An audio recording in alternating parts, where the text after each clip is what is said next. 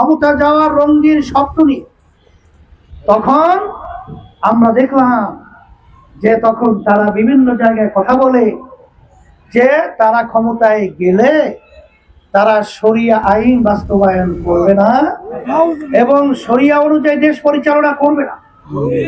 তারা দেশ চালাবে পরিচালিত সেই নিয়ম নীতি যে চলছে সেই আদর্শ, সেই নিয়ম নীতির উপরে।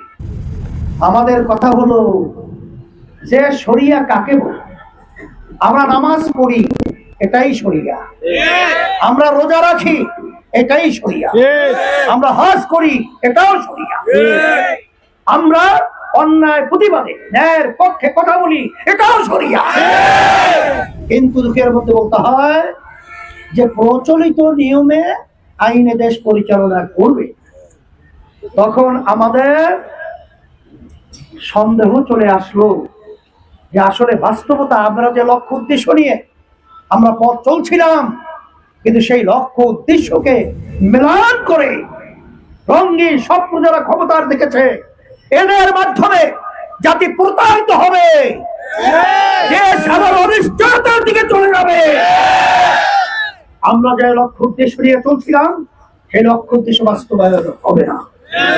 আমরা দেখলাম যে আজকে আমাদের পাশের রাষ্ট্র ভারত, যে পাশের রাষ্ট্র বন্ধুত্ব সুলভ আচরণ, এটাই তো বাস্তবতা।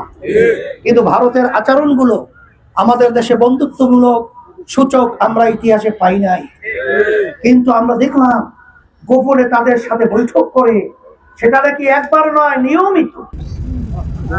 নিয়মিত বলে একটা অংশ।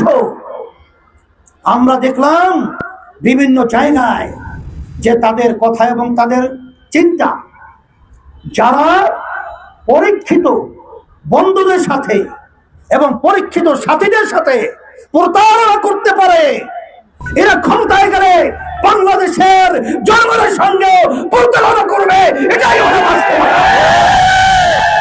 এবং এরা যদি ক্ষমতায় যায়, তখন এই দেশটি আমরা যে চিন্তা করেছি, আমরা স্বপ্ন দেখেছি, তখন ইসলামকে আমরা আমাদের নিজের হাতেই জবাই করার সামিল হবে।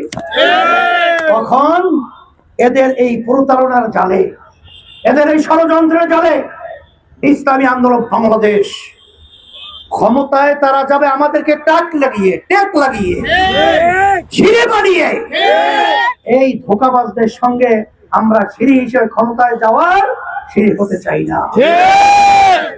তখন ওই মুহূর্তে একা ইসলামী আন্দোলন বাংলাদেশ বের হয়ে আসা, এটা চারটিখানি কথা না।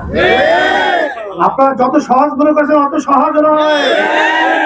কিন্তু আল্লাহর উপর তাওয়াক্কুল করে যেই লক্ষ্য উদ্দেশ্য নিয়ে ইসলামী আন্দোলন বাংলাদেশের রাজনীতি করে, আমি নিজেও কিন্তু এমপি প্রার্থী হই নাই, এমপি লালাই তো আমরা নয়, মন্ত্রিত্বের জন্য রাজনীতি করি না। আমরা রাজনীতি করে এই দেশের কল্যাণের জন্য, মানুষের কল্যাণের জন্য, ইনসাফকে প্রতিষ্ঠার জন্য, ইসলামকে বাস্তবায়নের জন্য। যারা নাকি আমাদেরকে এই ধোঁকা দিয়ে প্রতারিত করে ক্ষমতায় যাওয়ার স্বপ্ন দেখেছে, আল্লাহর রহমতে আমার মন বলছে সেই রঙিন স্বপ্ন বাস্তবায়ন হবে না। খবরের কাগজ, নিখাত, নির্ভীক, নিরপেক্ষ।